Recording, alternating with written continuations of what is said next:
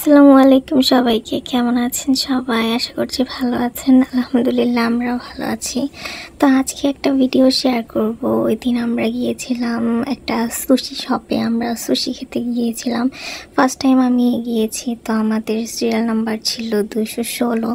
আমরা বসে বসে ওয়েট করছিলাম, যাদের দুষ্টুমি দেখছিলাম বসে বসে। তো এইভাবে সময় কাটছিল। তারপর আমাদের সিরিয়াল নাম্বার আসে। তো আমরা সেখানে সেই টোকেনটা দিয়ে আমাদের টেবিল নাম্বার যেটা হয় সেই রিসিপ্টটা নিয়ে চলে যাই ভেতরে আমাদের খোঁজার জন্য। তারপর আমাদের টেবিল নাম্বার ছিল 55। তো আমরা সেটা খুঁজে পেয়ে যাই, আমরা অর্ডার দেওয়া শুরু করি। তো সেখানে একটা কমপ্লিমেন্টারি গ্রিন টি ছিল। এটা জাপানিজরা খুব বেশি পছন্দ করে সুশির সাথে, বাট ট্রাস্ট মি, আমি এটা একদমই পছন্দ করিনি।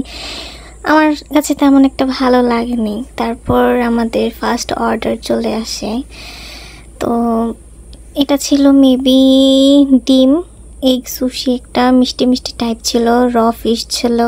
তো এগুলো খেতে খেতে আমি একটা জিনিস নোটিস করি যে একটা পিচ্ছি কিউট মেয়ে বাবার সাথে হয়তো এসেছে সুশি খেতে। তো ওদের বসার যে জায়গাটা সেটা দেখেও আমার অনেক ইন্টারেস্টিং লাগে। তারপর আমাদের একে একে করে অন্য অর্ডারগুলো আসতে থাকে। তারপর আমরা আমাদের অন্য অর্ডারগুলো আসতে থাকে, খাওয়া দাওয়া করতে থাকি। আমি যদিও বা ফার্স্ট টাইম এটা ট্রাই করি, কিন্তু আমার কাছে মোটামুটি ভালো লেগেছে। তারপর আমি কিছু চিপস নিই। চিপসগুলো খুবই মজা ছিল। ম্যাকডোনাল্ডসের যেরকম চিপসগুলো হয় এরকম খুবই ভালো ছিল। এইটা ছিল মেবি মাছের ডিমের কোনো সুশি, 2 টাইপ মাছের ডিমের সুশি ছিল। এটা খুবই মজা ছিল। আমি ডেজার্ট হিসাবে এই ম্যাঙ্গো পুডিংটা নিই।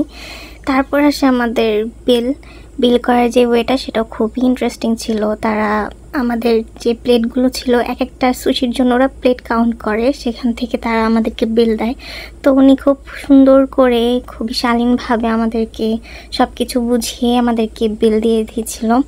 তো বিলের সাথে ওরা আমাদেরকে একটা কার্ড দিয়ে দেয়, যেখানে আমরা আমাদের বিল পে করতে যাব। তারপরে ওনার দেওয়া কার্ডটা নিয়ে আমরা বিল কাউন্টারে চলে যাব। আর আমি ওনার ফেস শো করছি না, যেহেতু সেফটি সিকিউরিটির একটা বিষয় আছে। তারপর আমরা সেই কার্ডটা নিয়ে বিল কাউন্টারে আসি। সেখানে বিল করার জন্য আমি আসলে, যেহেতু আমার ফার্স্ট টাইম, হাজব্যান্ডকে জিজ্ঞাসা করছিলাম এটা কিভাবে ওটা কিভাবে। সে আমাকে বারবার দেখিয়ে দিচ্ছিল, বলছিল যে নেক্সট টাইম তুমি করতে পারবা, তুমি শিখে নাও। তো আমরা সব যাবতীয় কাজ শেষ করে আমরা বের হয়ে যাব।